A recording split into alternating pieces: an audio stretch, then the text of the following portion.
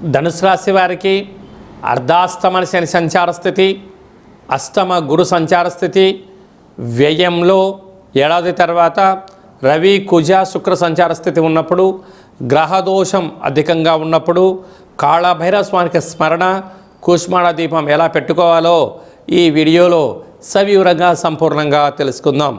రాశాధిపతి దేవగురు బృహస్పతి, తృతీయంలో రాహు, అర్ధాష్టమ శని, అష్టమంలో గురువు. అంటే మేజర్గా ఉండబడిన గ్రహాలు అనుకూలంగా లేవు. ఇలాంటి కాల సమయంలో ఆధ్యాత్మిక చింతన, సత్ప్రవర్తన, వీలైతే యోగా, ఆసనం, మెడిటేషన్ వాటిని ఏర్పాటు చేసుకోవడము. అసలే ఇది శీతాకాలం అంటే చలికాలం అవ్వడం వలన గోరువెచ్చని నీరు, గోరువెచ్చని ఆహారం భుజించడం, వీలైనంతవరకు మౌనం, ధ్యానం, దేవతారాధన, గురువులతో సత్సంగము, ఆధ్యాత్మిక తీర్థయాత్ర సేవారంగంలో పాల్గొనడం వలన అనేక సమస్యలు తొలగిపోతాయి. లేకపోతే శారీరకంగా మానసికమైనటువంటి రుగ్మతలు, అనేక రకాలైనటువంటి నరాల బలహీనత, రక్తహీనత, పెరాలసిస్ అనేటువంటి కంటి, చెవి, దేహానికి సంబంధించినటువంటి వెన్నెముక సమస్యలు, నరాల బలహీనతలు పొంచి ఉన్నాయి.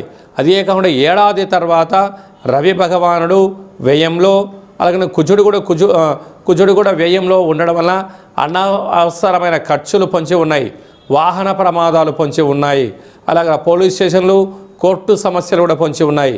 ఇలాంటి కాల సమయంలో వీలైనంత వరకు భక్తితత్వంగా ఉండడం, ఎవరైనా ఏదన్నా చెప్తే దాన్ని చిరునవ్వుగా స్వీకరించగలగాలి.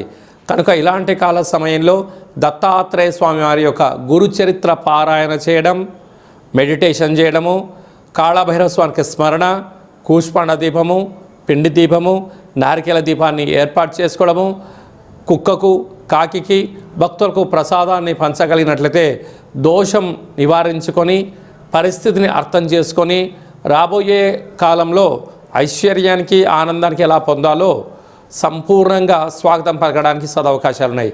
సాఫ్ట్వేర్ ఉద్యోగస్తులు, హార్డ్వేర్ ఉద్యోగస్తులు, వ్యవసాయ సోదరీమణులు, విదేశాల్లో ఉండబడిన వారు, సకల భవన నిర్మాణ కార్యక్రమం చేసేవారు, కాంట్రాక్ట్ రంగంలో ఉండబడిన వారు, యూట్యూబ్, వాట్సాప్, ఫేస్బుక్, క్రియేటివిటీ రంగాల్లో ఉండబడిన వారికి చాలా సృజనాత్మకత అవసరం అని చెప్పి కూడా గుర్తు పెట్టుకోగలగాలి.